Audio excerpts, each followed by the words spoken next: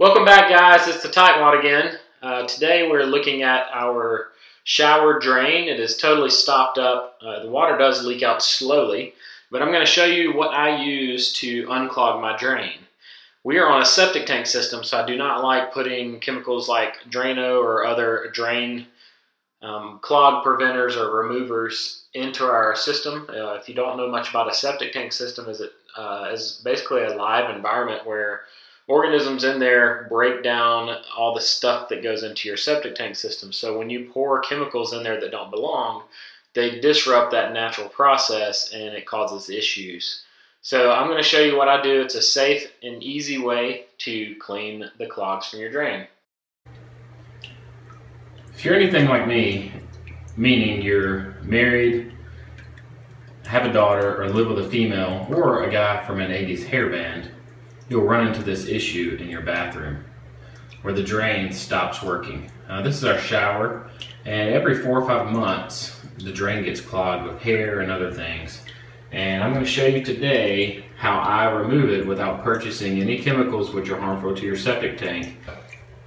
So we'll show you some quick fixes for clearing your shower drain. The first step in this fix is to let all of the water drain out of your shower before you begin. If your drain is totally stopped and the water won't drain, you can still use this method, but it gets a little more messy. These are the tools we're going to use for the job. I have a grocery bag to put whatever comes out of the drain in. For my particular drain, I just need a Phillips head screwdriver to remove the 2 screws that hold it in. And then I have this Zip It tool. It's a long, skinny plastic thing with barbs going down. There's several different brands. They all do the exact same thing. But I picked this one up for $2.99 at my local hardware store. You can find them a little bit cheaper sometimes if you buy them at the big box stores. But these things work great. I've used wire hangers. It accomplishes the same task. It's just I've had an issue where I push stuff down farther into the drain with a wire hanger because the way that you have to make a hook on the end of it will sometimes push the clog farther down in there. So let me go ahead and show you how it works. So the first step, like I said, is to remove the screws or whatever is covering your drain. If you want to see how to remove the bathtub drains, I have another video that I'll put a link for you on here. Once I get my screws out of this one, I just pry up on it a little bit. You'll see I have some calcium buildup in here. You can soak a rag with CLR and put it on here if you'd like to. I don't recommend pouring CLR down the drain to remove the calcium buildup because it is a product that's not great for your septic tank. The next thing we do is just take our Zip It tool, the zip strip. There's lots of different brands. And I push it down in there and I twist it back and forth because those little barbs are grabbing whatever is in your drain. And then when I lift up, you'll see that I pull up lots of hair. So like I said, my wife has long hair, my daughter has long hair, and this is what typically clogs up my drain. You can always go back and try again to get more possibly.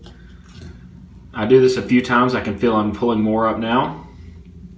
And I continue to repeat this process until I don't get anything pulled out of the drain anymore.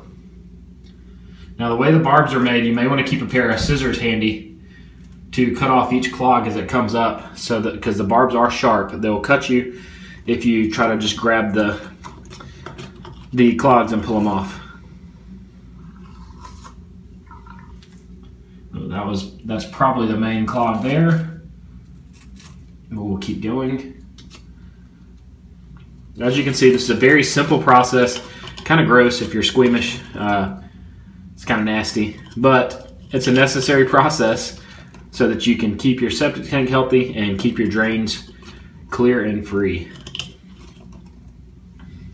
So once you're done with this, you can rinse some clean water down the drain. I recommend running some hot water down the drain, and then you simply put your top back on the drain and put your screws back in, and you have a nice clean flowing drain. I hope you found this video helpful, and if you did, give it a thumbs up. Leave any questions or comments you may have in the comment section down below. Hit that subscribe button and click the notifications bell so you'll see each time that I load a video. If you're interested in seeing more behind the scenes footage or what's coming up soon, you can follow me on Instagram, Facebook, or even Twitter at TightWadDIY. I hope you guys have a great day.